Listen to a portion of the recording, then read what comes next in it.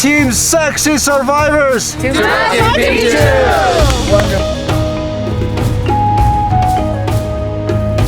第一天呢，我们预计呢要走14公里。我和 Michael 其实昨天高反还是有些严重的。亲近自然，简单生活。我们是生活在加拿大的露露和 Michael。在过去2年，我们背包徒步了300多公里，在帐篷里面度过了超过100个夜晚。我们也自驾3万多公里，探索了50多个城市，记录了一点惊喜与感动。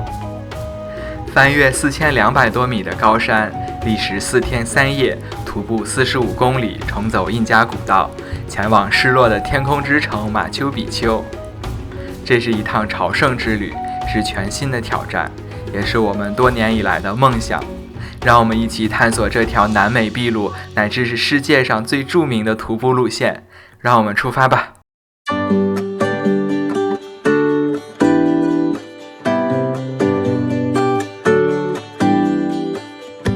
我们这个大巴车经过1夜的颠簸，现在到了一个叫做 Albuquerque 的一个小镇，就是我身后的这个小镇。出来透透气。我昨天晚上的车上也是超晕的，但不过还好，后来颠睡着了，睡着了以后就没有那么难受了。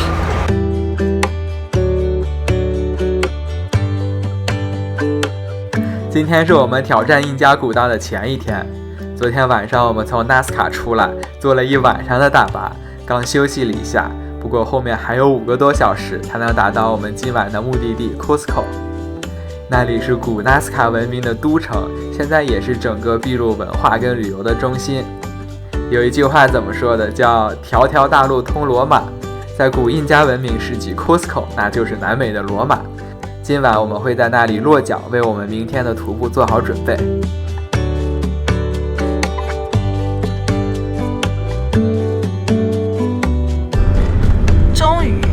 终于在过了15个小时之后，我们现在正式到达 Cusco 了。哇，你看这山上那么多的房子，这个 Cusco 这个城市好像是建在山上的。是的。但是最主要的市中心是建在这个山谷里面。哇塞，人不少，密密麻麻。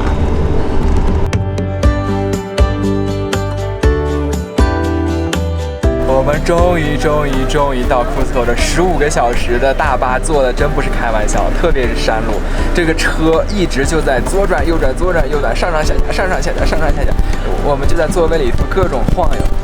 啊，15个小时真的是。对，身体素质不好的朋友千万不要选择坐长途大巴，不然让你吐到这个晕到无语。对，我觉得来 Cusco 我们选择坐长途大巴也是感受。不过如果可以的话，还是要飞过来。我觉得昨天晚上我坐这个15小时的长途大巴没有很难受的原因，多亏了我们之前在利马提前买了高反药。这个高反药是可以预防加治疗高反的，所以我觉得大家如果来 Cusco 这种海拔很高的地区的话，还是提前吃1颗高反药，这样的话呢，预防一下子，这样就比较舒服一些。这个药多少钱来？忘了，反正不贵。这个药也不贵，大概也就是10所左右，大家去那个利马的药店都有卖。但谷歌翻译一下，跟大家说买高反药，他店员都知道的。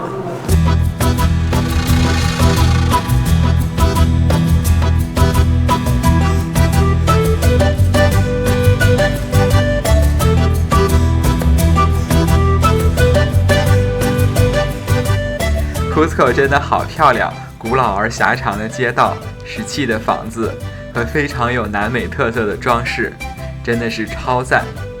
我们到达了今天晚上落脚的地方，发现每个房间里面都给提供古柯叶。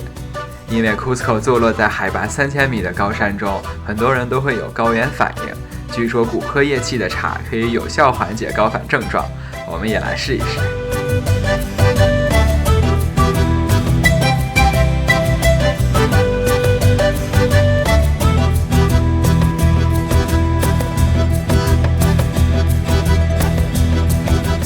今天我们就在 Cusco 小转一下，简单的吃点东西。我跟露露今天都有一些胃胀恶心，不知道是不是因为坐了15个小时的大巴，还是这边的高原反应，反正就是很不舒服。傍晚的时候，我们来到了旅行公司报到。在秘鲁想要走印加古道去马丘比丘，是不可以独自走的，必须要有专业的向导。我们找的这家叫做 Alpaca Expeditions， 他会提前跟大家讲一下注意事项，并见一下明天一起走这个4天3夜徒步旅行的队员。我们发现大家都是提前好几天就来到了 Cusco， 先适应好高海拔的环境。像我跟露露这样前一天下午才到 Cusco 的也是独一份了，更别说昨晚一路颠簸的大巴还没休息好，再加上我们现在的身体状况，所以对于明天的远足我们还是很担心的。我们现在在收拾我们明天4天3夜这个登山的用品。现在呢，我们自己家里面带来了这个睡袋什么的，我们准备把这个睡袋装那个袋子里面，然后放到就是那个公司给我们这个 duffel bag 里面。duffel bag 呢，明天呢他们那个 porter 就是登山的那个工作人员会帮我们背上去，所以我们不用自己背，还挺好的。不过每个人呢不能超过7公斤。然后呢，明天呢我们还准备day pack， 这个是我们自己要背的。我就赶紧收拾。明天早上4点多钟他们就来接我了，现在已经10点11点，我们就赶紧收拾，然后睡上几个小时，赶紧的吧。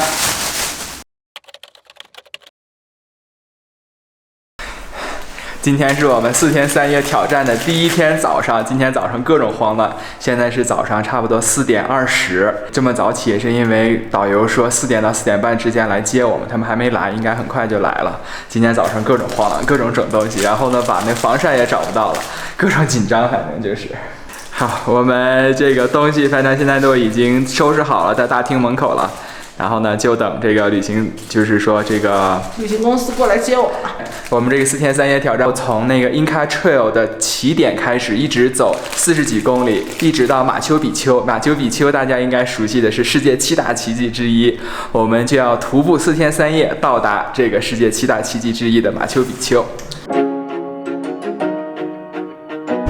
我们现在已经上这个大巴车了，4点半刚刚好。我们这个导游真的非常准时。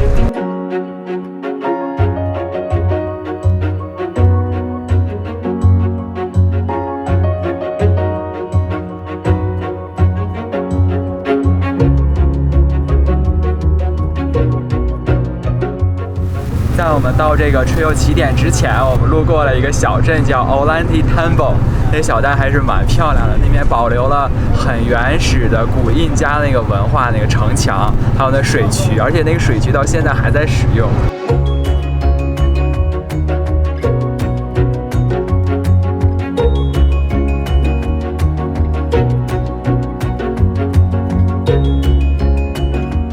我们现在已经下了巴士了，把我们的今天要背的东西 day pack 整理好。然后呢，我们现在在这个地方呢叫做 Kilometer 82， 从这个地方呢我们就开始我们的步行了，徒步。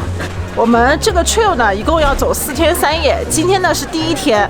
第一天呢我们预计呢要走14公里，不过我们的地陪说呢这第一天的行程呢基本上都是比较平缓的，也让我们开始有一个 warm up 热身。但是因为我和 Michael 其实昨天高反还是有些严重的，所以我们今天其实也有点担心，所以我把高反药还有其他的什么紧急药都带在身上了，以备不时之需。我身后这个地方就是我们这次 Inca Trail 徒步4天3夜的起点 Checking Point。我们这个团队一共有13个人，有来自比利时的、美国佛罗里达的，还有来自美国 Georgia 佐治亚，还有来自旧金山的。我们是唯一一组来自加拿大的，所以这个团队的成员大家来自各个地方。现在我非常的激动，也非常的期待，希望接下来的4天我们一切顺利。我发现在我们同行的这个团里，我的背包是最 mini 的、最小的，大家都简直不敢相信我背个这么小的包背登山。但这个包对我来说刚刚好，带上水，带点零食就够了，还有防晒。我的包带了，都帮你背着呢。整装待发，就等出发，就等我们的导游一声令下，我们就出发啦。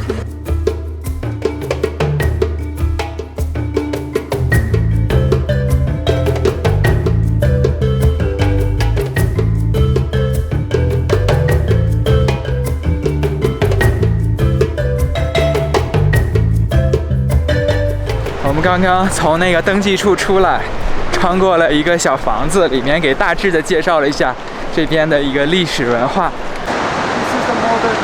Team Sexy Survivors! Wonderful.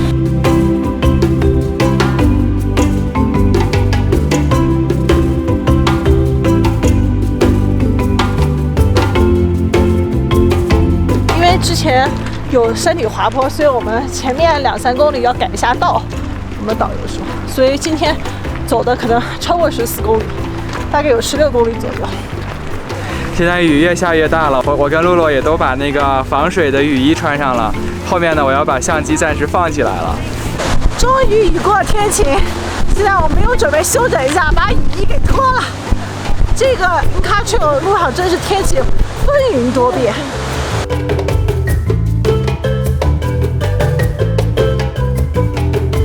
这个Inca Trail我们走进来也有不到1个小时吧，大概40分钟左右。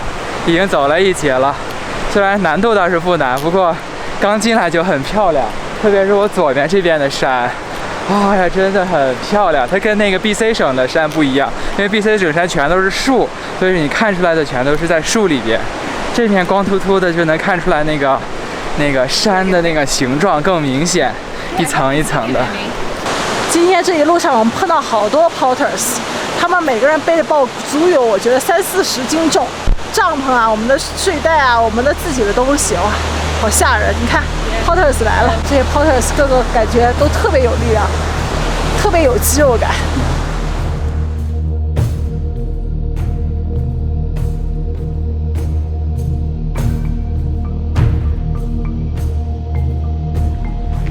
Inca Trail 上面有好多的仙人掌，而且我发现这个仙人掌长得都又高又大的，感觉特别肥嫩，不知道炒起来好不好吃呢？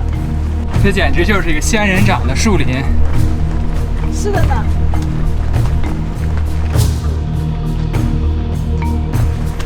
前方的那个山上的雾气越来越多了，看起来更先进一点。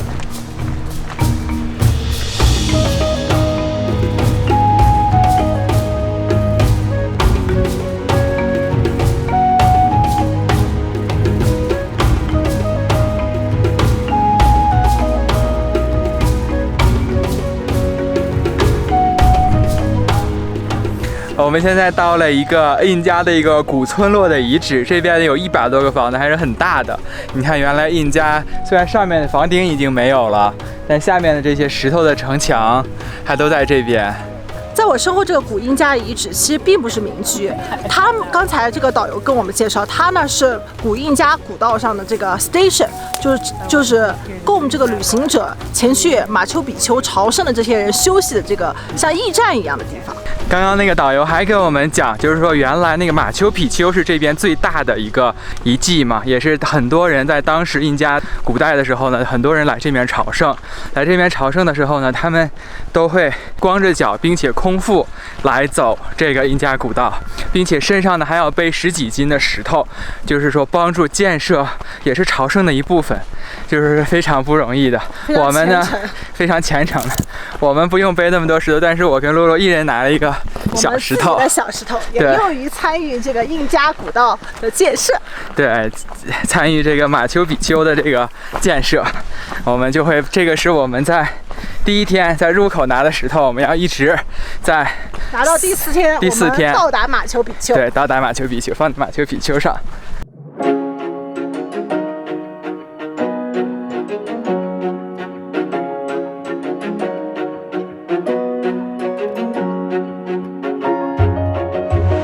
太美啦！哇 ，It's amazing。